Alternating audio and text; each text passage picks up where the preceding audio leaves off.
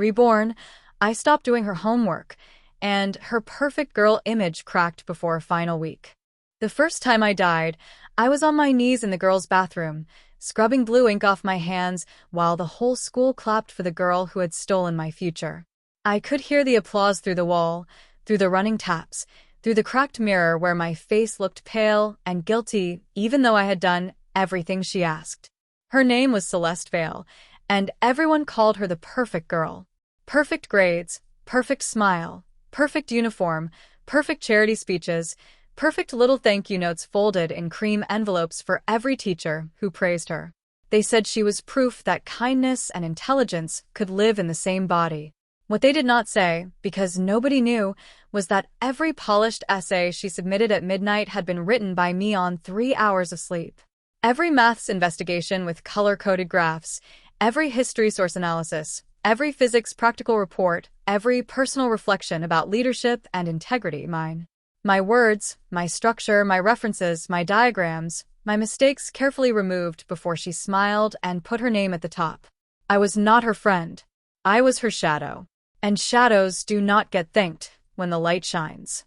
I used to think I helped her because I was weak, but weakness is too simple a word for what she did to me. Celeste did not threaten me with one big thing. She built a cage out of small things until I could not see the door anymore.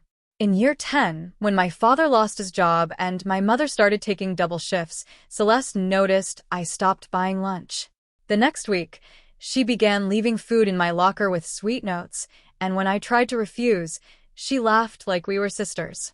Then came the tutoring requests, then the just check my draft, then the can you write the intro because you're so good at intros, then the please, Aria, I'm drowning, then the tears in the library where she whispered that if she lost her top ranking, her parents would send her overseas. By the time I understood that she was not drowning but standing on my shoulders, she had already learned my mother's work schedule, my younger brother's school, and the scholarship I needed to stay enrolled. She never said, "Do my homework or I'll ruin you." She said, "You know how people talk when they think someone is desperate." She said, "It would be awful if the scholarship committee believed you had been selling assignments." She said, "I'd never say that, obviously." Then she smiled, and I wrote. The final week of my first life should have been the week I saved myself. I had kept a folder hidden on an old USB behind the loose lining of my pencil case. Drafts, timestamps, message screenshots, voice notes where Celeste told me exactly what to write. I was going to bring it all to Ms. Harding, the deputy principal, after Monday's final English submission. I had rehearsed the sentence in my head until it felt like a prayer. "Miss, I need to report academic misconduct, and I have evidence." But Celeste was always better at timing than I was. On Sunday night, right before final week began, she called me crying so hard I could barely understand her. She said her mother had collapsed. She said she was at the hospital. She said she needed the English essay uploaded before midnight or she would fail. I told her no. For the first time in 3 years, I said no. There was a silence on the line, so long I thought she had hung up. Then her crying stopped like someone had pressed pause. "Aria," she said softly, "don't become ugly now. Not when you've already given me everything." I hung up with shaking hands and did not write the essay. At 11:47 p.m., my school account uploaded a file I had never seen before, Celeste's essay, but with my name buried in the document history as author, my old draft paragraphs stitched through it like fingerprints at a crime scene. By Tuesday morning, the school had already decided what I was. Not officially, of course. Officially, there would be an inquiry. Officially, both students would be interviewed. But I watched Ms. Harding's eyes flicker away from mine when I entered her office, and I knew. Celeste sat there in a white cardigan, cheeks blotchy from crying, her mother holding her hand like she was the injured one. She said I had been obsessed with her ranking. She said I had offered to help and then copied her work to frame her when she refused to pay me. She produced messages edited so cleanly that even I would have believed them if I had not lived the original. She produced a fake transfer receipt. She produced my name on her document history because I had been stupid enough to write from my laptop for years. When I reached for my pencil case to show the USB, it was gone. The loose lining was torn. Celeste looked at me once, only once, and in that glance, I saw the real girl under the perfect one. No tears. No fear. Just relief that I had finally become the villain she needed. I did not get expelled before graduation. That would have been too messy. Instead, I was suspended from final assessments pending investigation, removed from the scholarship shortlist, and encouraged not to attend the awards assembly to avoid distress. Celeste won academic excellence, student leadership, the principal's medal, and the National Essay Prize with a speech I had written the year before for a competition she never entered. I stood in the bathroom and listened to her voice through the speakers. "Integrity," she said, and the audience hummed with approval. "Integrity is what we do when nobody is watching." That was when the first laugh broke out of me. It sounded wrong, like a cough from someone else's body. I laughed until the bathroom tiles tilted sideways and the ink on my hands blurred into blue rivers. I had written the quote she was using to bury me. I had given her the shovel, the ground, and the flowers for my grave. The accident happened that afternoon. I stepped off the curb outside school with my suspension letter in my bag and my phone buzzing with messages from people who had believed Celeste before asking me once. Cheat. Psycho. Jealous freak. Scholarship scammer. I remember rain. I remember headlights. I remember seeing Celeste across the street under a black umbrella, dry and shining, her metal ribbons still around her neck. For a moment, I thought she looked worried. Then she lifted one hand, not waving exactly, more like dismissing a waiter. The horn screamed. The world folded. And my last thought before everything went dark was not a wish for revenge, not a plea for justice, not even my mother's face. It was smaller than that, sharper than that. I thought, I am so tired of doing her homework. When I opened my eyes again, I was sitting in chemistry class with a worksheet in front of me and Celeste's handwriting on a sticky note pressed to the corner of my desk. "Final practical report tonight. Make it sound like me. Don't forget the conclusion." My heart stopped so hard it felt like my ribs had locked around it. Mr. Larkin was at the front talking about equilibrium, the same coffee stain on his sleeve, the same crack in the projector screen, the same rain tapping the windows in that uneven rhythm I remembered from the week before I died. My hands were clean. No inak. No bruises. No hospital light. I looked down at my planner and saw the date. 2 weeks before final week. Not years. Not months. 2 weeks. The universe had not sent me back to become a genius child, win lotteries, or save a kingdom. It had returned me to the exact moment before Celeste's perfect girl image required its final layer of polish. The sticky note sat there like a command from my old grave. I picked it up, folded it once, and slipped it into my blazer pocket. Celeste noticed immediately. At lunch, she slid into the seat opposite mine with her yogurt cup, her soft pink lips, and her concerned forehead crease, the one teacher's melted over. "You didn't reply to my message," she said. Not angry. Never angry where someone could hear. Just wounded enough to make me feel cruel. In my first life, I would have apologized before chewing. This time, I opened my lunch container and ate a grape slowly. I saw it. Her lashes fluttered. It was a tiny movement, but to me it was the first crack in stained glass. "And," she asked, "and I have my own report." For 3 seconds, Celeste Vale forgot how to breathe. Then she smiled, the smile everyone knew, the smile that said she was patient with difficult people. "Aria, don't be dramatic. I'm not asking you to do it. I'm asking you to help me sound less stiff. You know, I overthink science writing."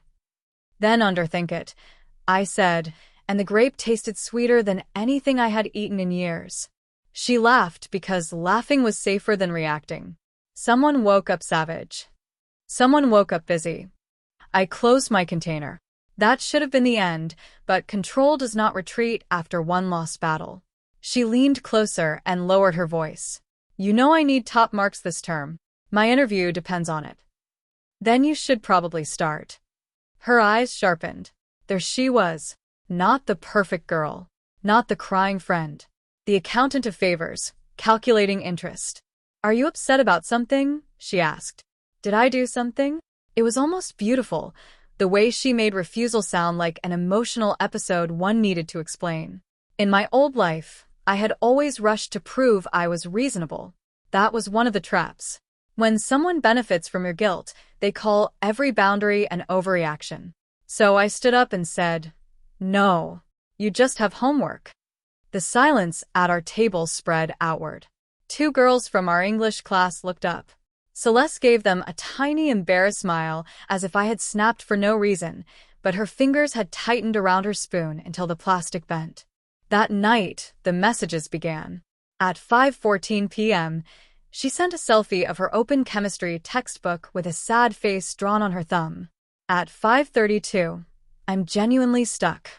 At 5:40, "Can you at least send your structure?" At 6:02, "Aria, please don't ignore me, it's scary." At 6:18, "Did someone say something about me?" At 6:41, I don't understand why you're punishing me." In my first life, every message would have pulled a thread in my chest until I unraveled. This time, I took screenshots, exported the chat, saved them into 3 separate folders, and replied at 7:05 with one sentence, "I can't write or structure your report for you." The typing bubble appeared, vanished, appeared again. Then she called. I let it ring. She called 11 times. I recorded the 12th from my laptop microphone before answering.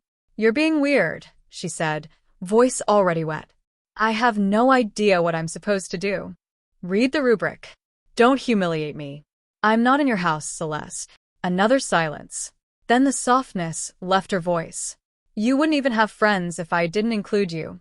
My hand trembled, but my voice did not. "Then I'll save money on birthday gifts." I hung up before she could hear me crying. The first assignment she did, without me, came back on Wednesday. 71%. Not a failure. Not a disaster. Just human. Human was enough. Celeste stared at the mark like the paper had slapped her. Mr. Larkin had written, "Good effort, but conclusion lacks depth. Link findings more clearly to hypothesis." I almost laughed when I saw it, because that had been my exact warning to her for 2 years.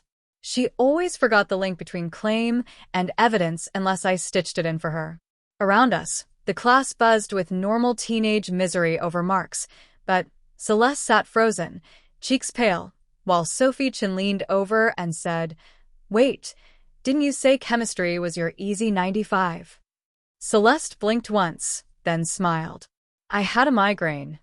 "Oh," Sophie said, but not with full belief. That was the important part. Perfect images do not shatter all at once.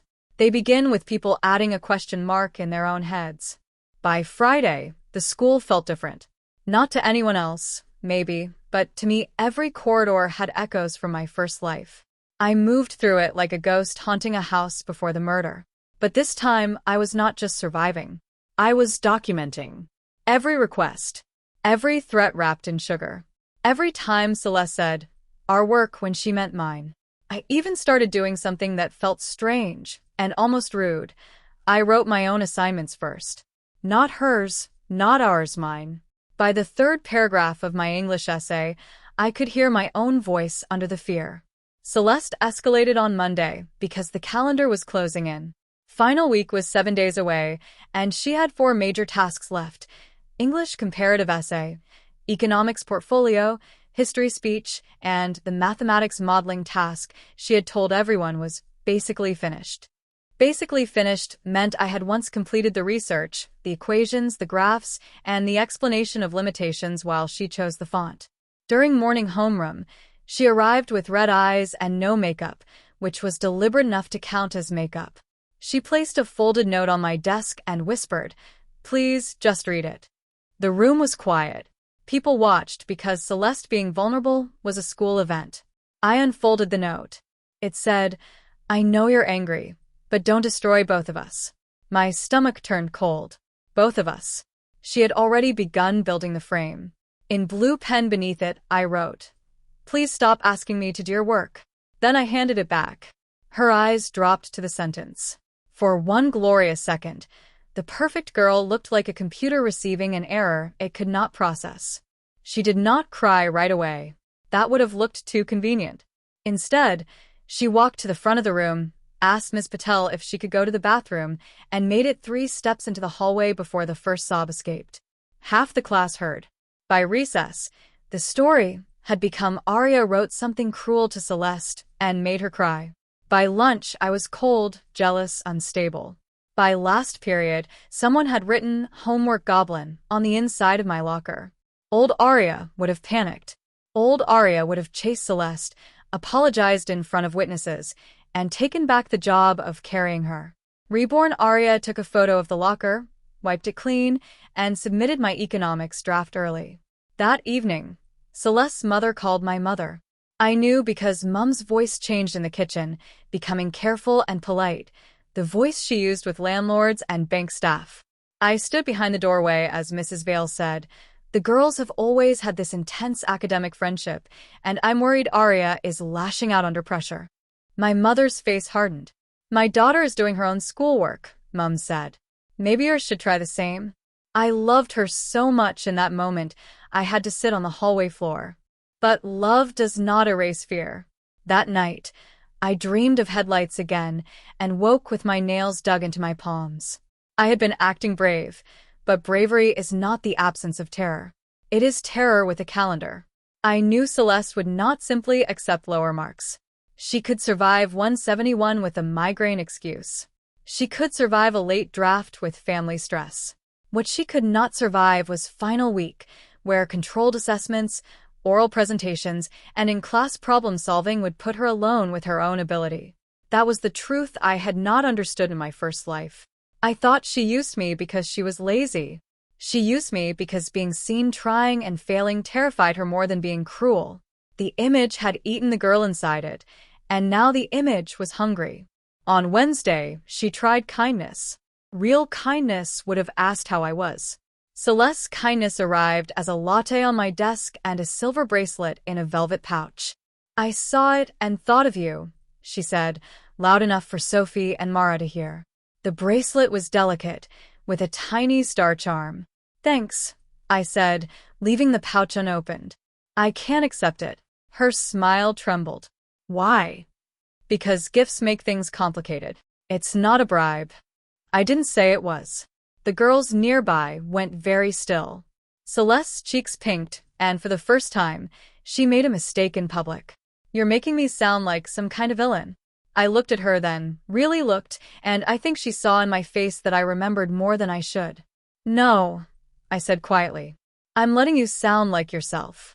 That afternoon, Mr. Rourke announced that the history speeches would be moved forward by 2 days because the external moderator was visiting on Friday. It was the kind of small schedule change schools make without knowing they have knocked a crown sideways. Celeste's speech was supposed to be one of her masterpieces. In my first life, I had written it the night before after she cried into my shoulder in the library. This time, she had 2 days and nothing but a title page. When class ended, she blocked me beside the lockers. No audience this time. Her face was calm, but there was a pulse jumping in her jaw. "You need to stop this," she said. "Stop what?" "Whatever game you're playing." "I'm not playing." "You think you're proving something, but you're hurting yourself too. People are noticing." "Good." That startled her. "Good." I stepped closer, and because I had died once, lockers and gossip did not scare me the way they used to. "Let them notice." She grabbed my wrist. Not hard enough to bruise, just hard enough to remind me she could. My body reacted before my mind did. A flash of rain, headlights, ribbon metal. I pulled away so sharply 3 students turned around. Celeste instantly changed shape, shoulders curling inward. "I was just trying to talk to you," she whispered, eyes shining.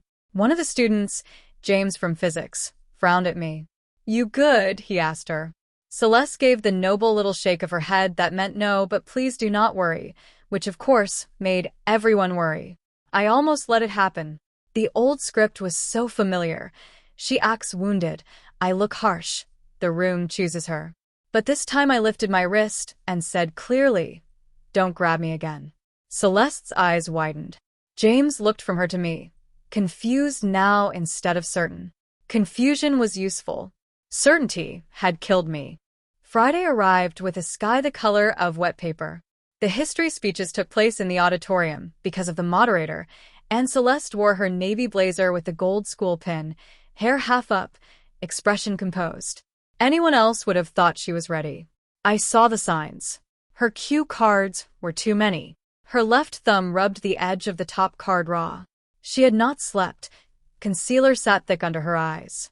Mr. Rourke called her name with pride already in his voice. Celeste Vale. She rose to the front, smiled at the room, and for 30 seconds, she was perfect. Her introduction was smooth because introductions can be memorized from panic alone. She defined propaganda, named her case studies, made a graceful joke about modern advertising. People relaxed. I saw Sophie mouth, "See? Tomorrow." Then Celeste turned the first cue card over, and the floor vanished beneath her. The second section required analysis. Not summary. Not pretty phrases. Analysis. She had to explain how visual symbolism manipulated public emotion across two historical contexts and compare source reliability using evidence. In my first life, I had built that argument around 3 repeating images and a contrast between fear and belonging. Celeste had the sources printed, but she did not know how they connected. She said, "This shows manipulation 4 times in 90 seconds. She mispronounced a historian's name. She skipped a transition, realized too late, went back, shuffled cards, dropped one, laughed too brightly, and said, "Sorry, I'm just so passionate about this topic." Nobody laughed with her. The silence grew teeth. Mr. Rourke leaned forward, not angry yet, only surprised. The moderator wrote something down. Celeste saw the pen moving and froze. Completely froze. 10 seconds. 15. 20. Then she looked at me. It was instinct, I think. For years, when she lost the path, I had given it back. A whispered sentence, a note in the margin, a rescue text during online exams, a maybe mentioned source limitations passed like contraband. Her eyes found mine with the old command, "Save me." The whole auditorium seemed to narrow to that look. I could have mouthed the next point. I remembered it, even though I had never written it this time. That was the sickness of what she had done. Pieces of her success still lived in my body. My lips parted. Celeste's face softened with relief before I had even chosen. Then I closed my mouth. I picked up my pen and looked down at my own notes. When I looked back, the relief was gone. Something raw stared out of her.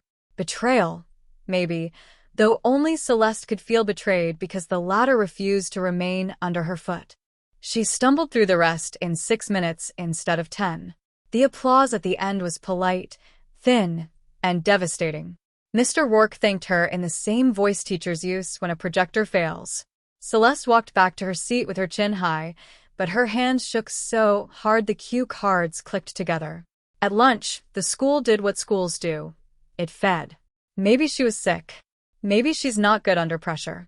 But she's done speeches before. Didn't she when debating? That was a team thing. Her essay marks are insane though. Yeah, but have you ever actually seen her write one? Question marks multiplied. Celeste heard them. I know she did because she stopped eating, stopped smiling, stopped performing softness. For the first time since I had known her, she looked not disliked but observed. Observation is poison to a fraud built on atmosphere. The next move came from Ms. Harding, which meant Celeste had gone higher. I was called to the deputy's office during study period on Monday, the first official day of final week. Walking there, I felt my old death trailing me step for step. Same corridor. Same framed honor boards. Same smell of photocopier heat and lemon disinfectant. Ms. Harding sat behind her desk with a folder open, Celeste in the chair to the left, and Mrs. Vale beside her in a cream blazer that probably cost more than our monthly rent. My first life replayed so strongly I almost stumbled. But there was one difference. This time, my pencil case was not carrying the only proof. This time, the proof lived everywhere. Ms. Harding gestured to the empty chair. "Aria, thank you for coming. Celeste has raised concerns about academic collaboration crossing boundaries." Collaboration. The word tried to dress the crime in school uniform. Celeste's eyes were red but steady. She had prepared. "I don't want Aria punished," she began, which is how people start when punishment is the whole point. "I just feel like our friendship became unhealthy." We share drafts a lot, and lately she's been threatening to expose private messages out of context. I'm scared she'll twist things before finals. Mrs. Vale touched her shoulder. My daughter has worked too hard to have her reputation damaged by stress and jealousy. There it was. The old net, thrown early. In my first life, I had defended myself emotionally, which made me look unstable. This time, I placed a slim blue folder on Miss Harding's desk. Not the full evidence. Never give everything at the first ambush. Just enough to change the temperature. I'm glad we're discussing boundaries, I said. I've brought a written record of Celeste repeatedly asking me to complete, structure, edit, and submit her assessments. I have digital backups with timestamps if the school wants them formally. Celeste went still, not shocked. Still. There is a difference. Shock is when you did not expect the knife. Stillness is when you are deciding where to bleed. Ms. Harding opened the folder. The first page was the sticky note from chemistry in a plastic sleeve. Final practical report tonight. Make it sound like me. Don't forget the conclusion. The second page was my reply. I can't write or structure your report for you. The third page was the call log. The fourth was a transcript excerpt where Celeste said, "Don't humiliate me," followed by my line. Read the rubric. Mrs. Vale's expression tightened. This is selective. Yes, I said. That's why I brought the backups. Ms. Harding looked at me differently then. Not warm. Not believing, exactly. But no longer looking through me. Arya, are you alleging that Celeste submitted work completed by you? My mouth went dry. This was the sentence I had died before saying. Yes. For multiple subjects over multiple years. Celeste inhaled sharply. Perfectly timed. That's insane. I agree, I said. It was insane that I allowed it. The room shifted. Celeste expected denial. She expected me to say no, I never helped, because then she could produce enough edited fragments to make me look like a liar. Instead, I told the truth in a way she could not control. At first I thought I was helping a friend. Then it became pressure. Then threats. I'm responsible for my part in breaking academic rules, and I'll accept consequences for that. But I won't keep lying so Celeste can graduate as someone she isn't. The last sentence landed so hard, even Mrs. Vale looked at her daughter before stopping herself. Celeste's tears came, but too late. She had taught me tears are strongest before evidence, not after. Ms. Harding did not resolve it immediately. Schools move slowly when truth is inconvenient and quickly when appearances are at risk. She said there would be a formal review. She said both of us must not discuss it with other students. She said final assessments would proceed under supervision. She kept the folder. I had expected that, so every page was a copy. Celeste caught me outside the office, near the trophy cabinet, where her own name appeared 5 times in engraved gold. For a moment, neither of us spoke. Rain streaked the window behind her like the world was remembering with me.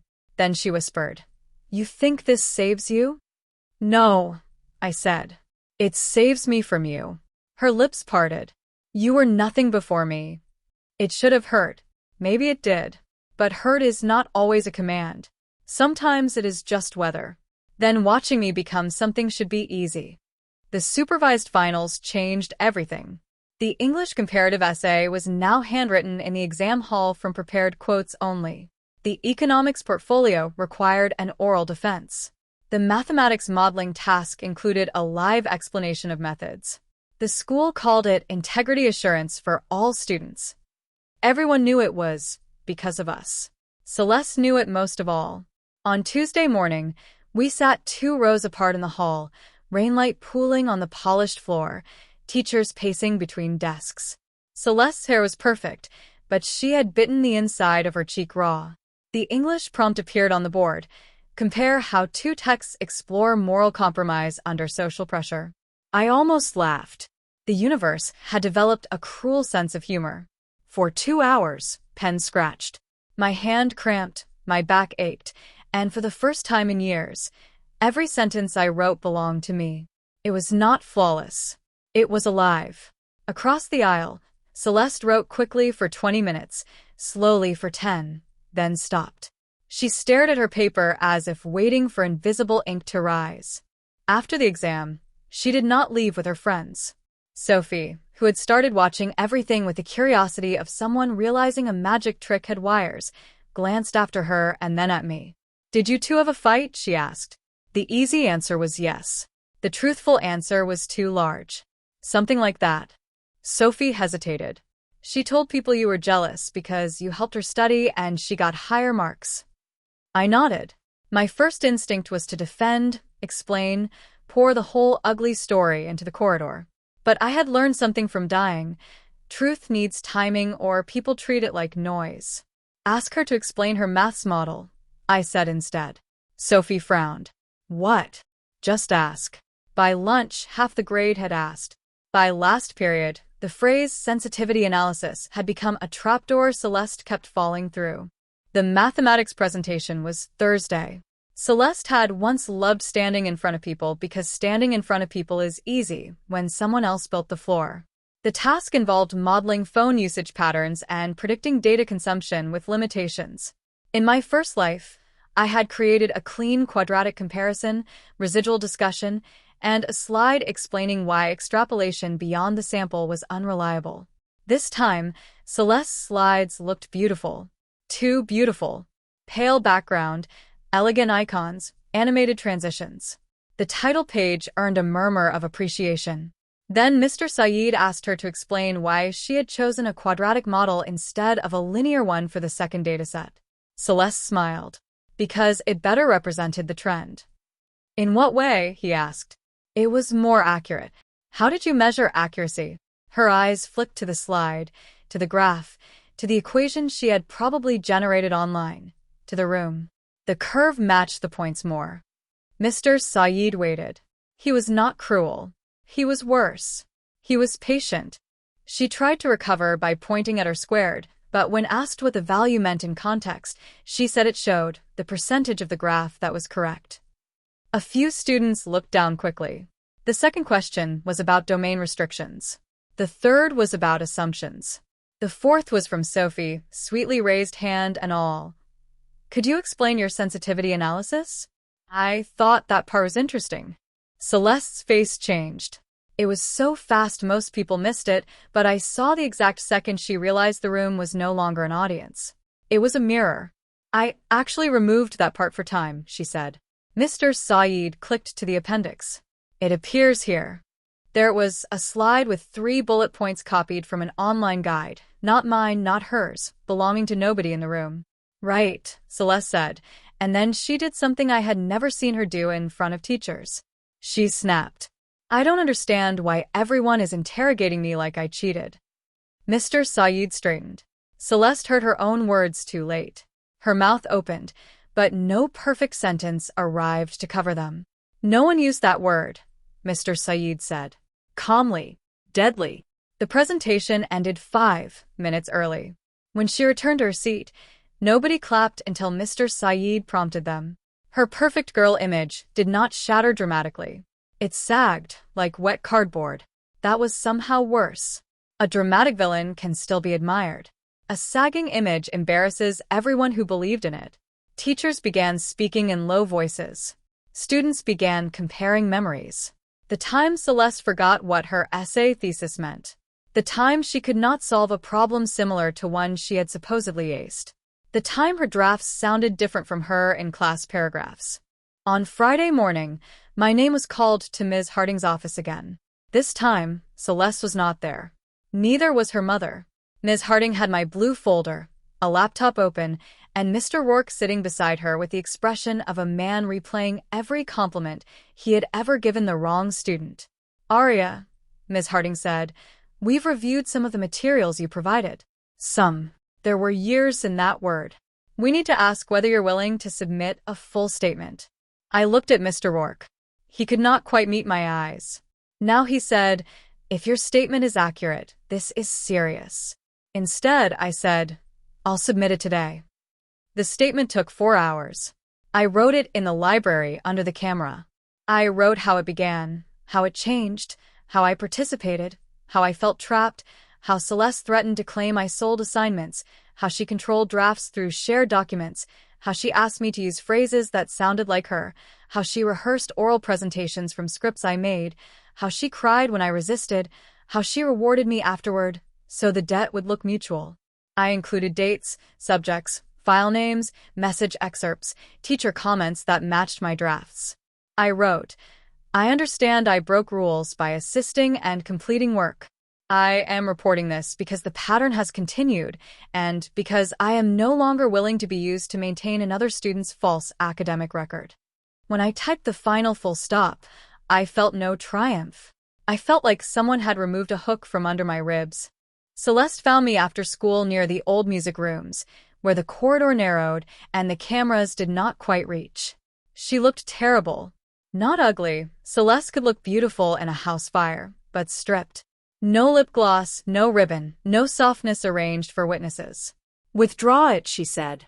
Her voice was flat. "No, withdraw it, and I'll say it was stress. I'll say we both exaggerated. I'll protect you. The old offer, repackaged. Help me bury you, and I'll let you breathe through a straw."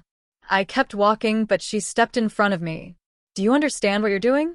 My early offers, my scholarship interview, my parents, everything is on the line." "I know.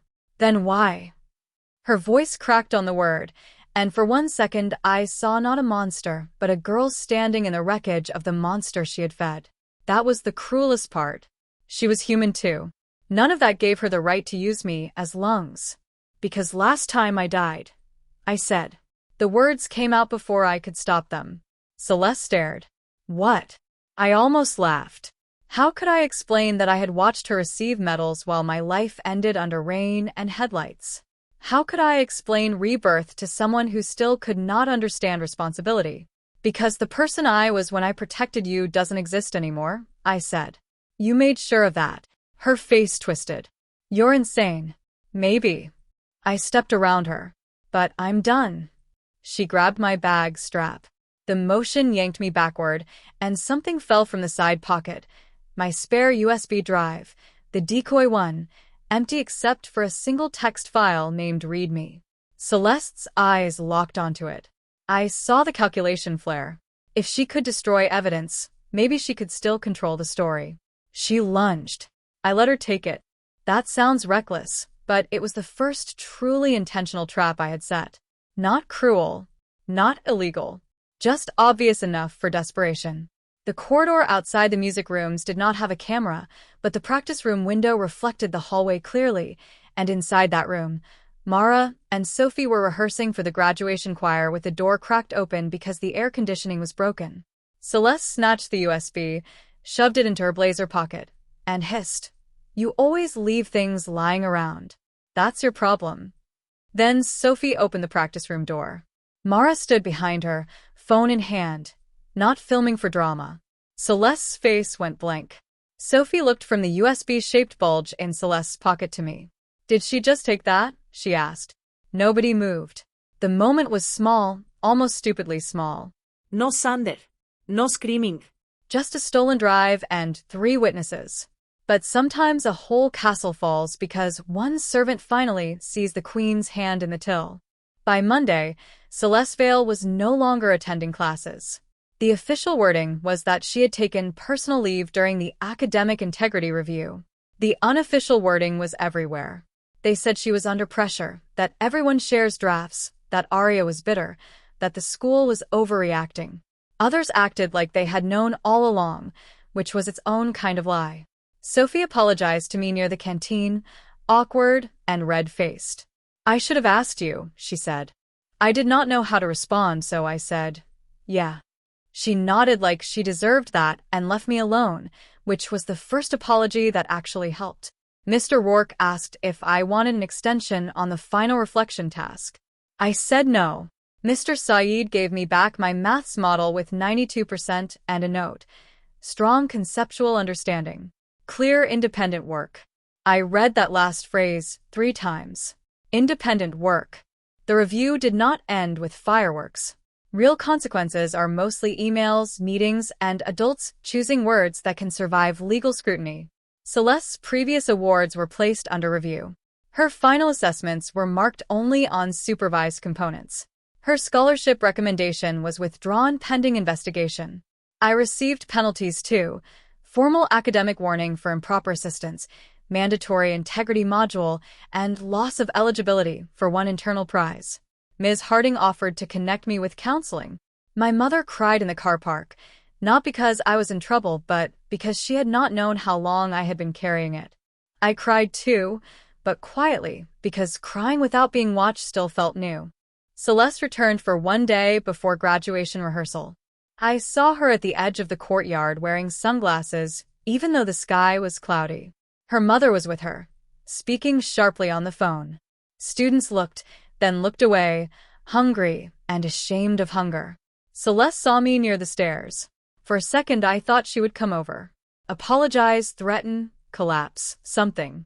Instead, she removed the sunglasses. Her eyes were swollen. "Are you happy?" she asked.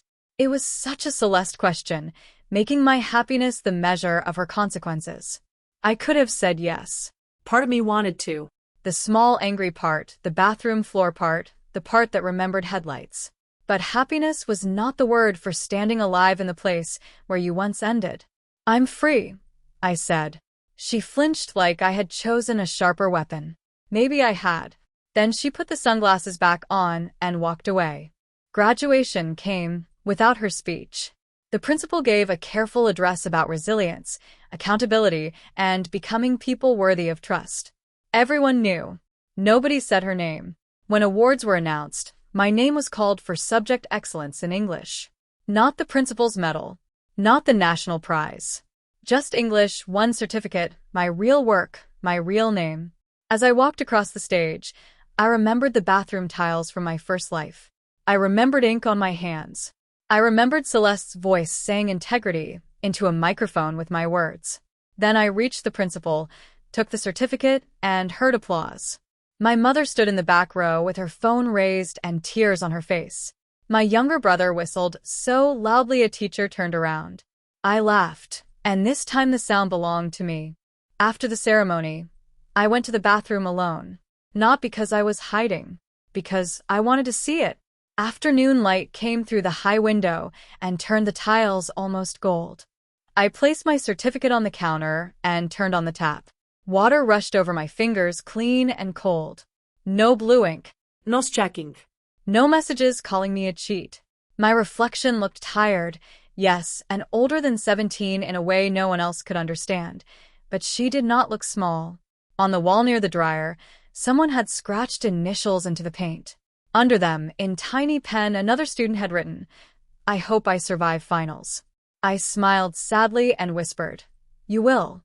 Maybe I was talking to them. Maybe to the girl I had been.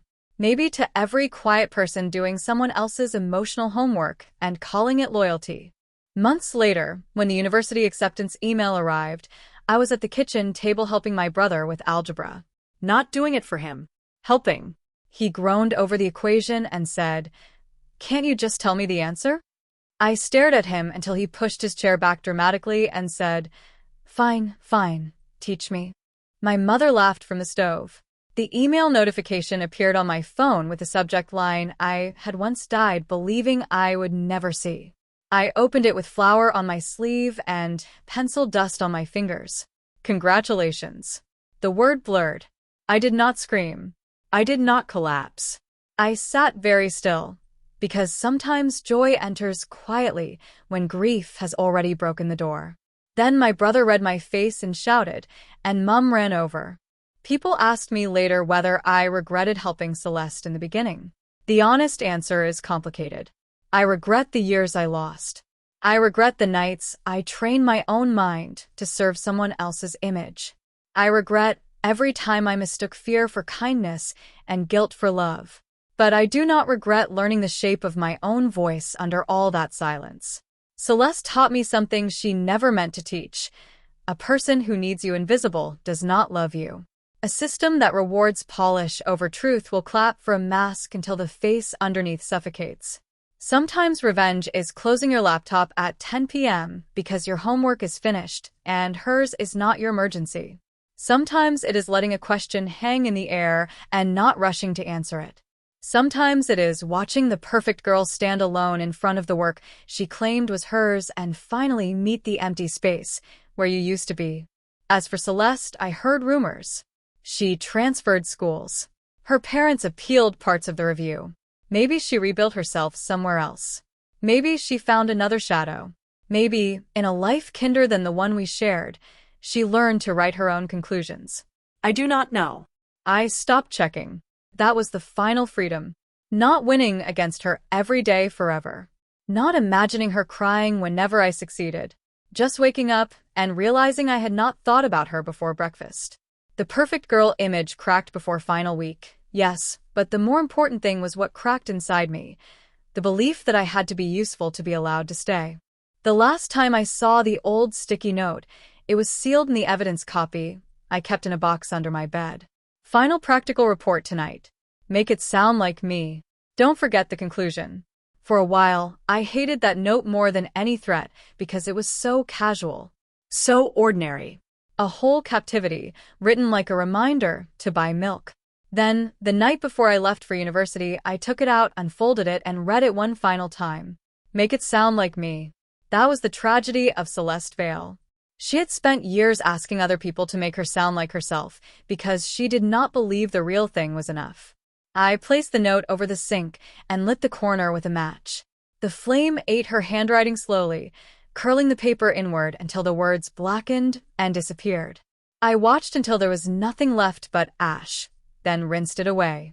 If this were the story Celeste wanted, it would end with a grand confession in front of the whole school, a dramatic apology, a perfect punishment, a clean moral tied with ribbon. But life is rarely that neat, even the second time around. The girl who hurt me was punished, but not destroyed. The girl I used to be was gone, but not wasted. The school learned just enough to protect itself, my mother learned enough to hold me tighter, and I learned the difference between silence and peace. On my first day at university, I opened a blank document for my first assignment and stared at the cursor blinking on the white page. For one breath, fear sat beside me like an old classmate. Then I typed my name at the top. Aria Bennett. Not Celeste's helper. Not the jealous girl. Not the shadow. Mine. And when the first sentence came, imperfect but honest, I did not fix it to sound like anyone else. I let it sound like me.